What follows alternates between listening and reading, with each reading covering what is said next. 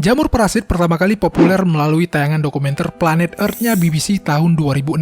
Pada siaran itu, mereka memperlihatkan bagaimana serangga-serangga khususnya semut terinfeksi sampai mereka mati dikarenakan jamur parasit tersebut. Tayangan tersebutlah yang menginspirasi Neil Druckmann ketika menciptakan game The Last of Us. Dalam tayangan yang dia saksikan, semut yang berakhir menjadi zombie jamur itu akan melalui dua fase. Semut mula-mulanya akan beraktivitas seperti biasanya, namun petaka dimulai ketika mereka mulai mencari makanan.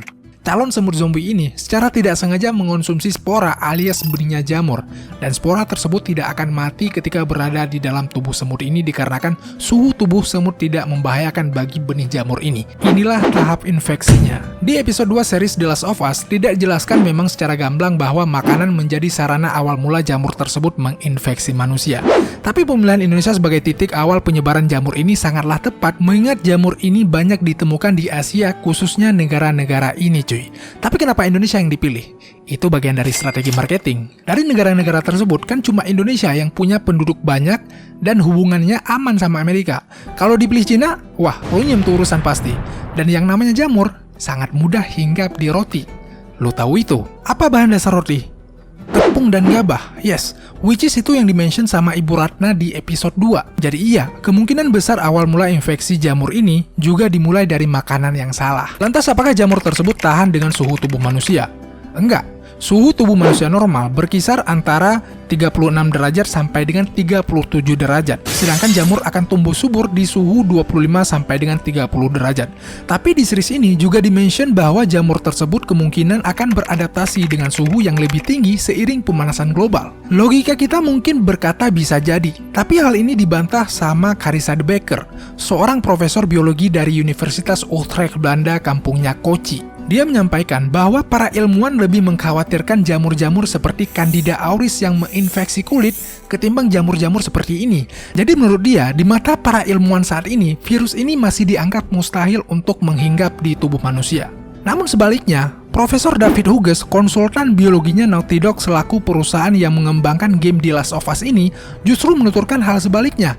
Menurutnya, ada sebuah jamur yang disebut Rai ergot yang sering hinggap pada tumbuhan biji-bijian seperti padi dan gandum.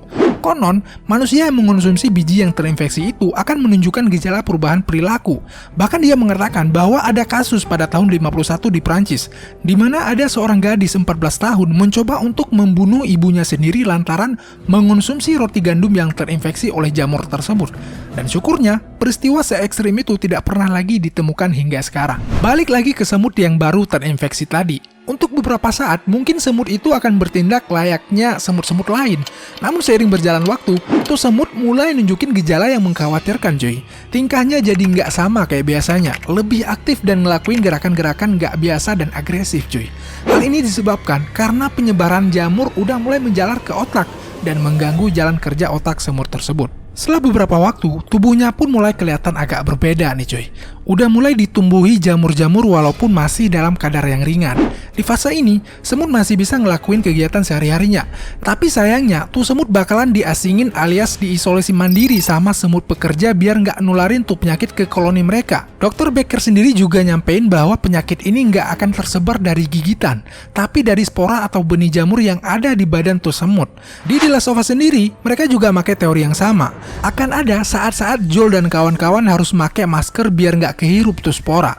Bedanya, penyebaran di sana juga bisa terjadi melalui gigitan para zombie-zombie jamur ini. Setelah fase ini, semut mulai ngalah sama tuh jamur dan perlahan ngerubahnya jadi bangki. Ini sangat berbeda sama yang di series The Last of Us. Di sana, justru semakin lama tuh zombie terinfeksi, maka makin bahaya dia jadinya. Bahkan di tahap akhir, bentuk manusianya itu udah bener-bener kagak kelihatan sama sekali cuy. Oke lah kalau semut bisa dibiarin mati. Tapi kalau nih jamur tumbuh dalam tubuh manusia, langkah apa yang harus dilakuin? Sampai di ujung game The Last of Us Part 2, umat manusia masih belum bisa nyiptain obat ataupun vaksin sama sekali. Bahkan Joel udah pasrah bahwa obatnya itu nggak akan pernah bisa ditemuin. Well, kalau di game mungkin sengaja dibuat kayak begini, biar bisa terus-terusan dibikin sequelnya. Lantas kalau di dunia nyata kayak gimana? Sepanjang sejarah umat manusia itu udah pernah ditimpa banyak sekali wabah penyakit. HIV AIDS, flu pandemik yang ngebunuh 50 juta orang, wabah kolera, bahkan yang paling ngeri itu, wabah The Black Death yang terjadi antara tahun 1346 sampai 1353 yang menelan 200 juta korban cuy. Apa kesamaan dari semua wabah tersebut? Dapat disembuhkan oleh vaksin yang di dalamnya terdapat virus, baik itu virus hidup yang udah dilemahkan atau virus mati. Bener kata orang-orang, kadang-kadang memang kita butuh penjahat untuk ngalahin penjahat.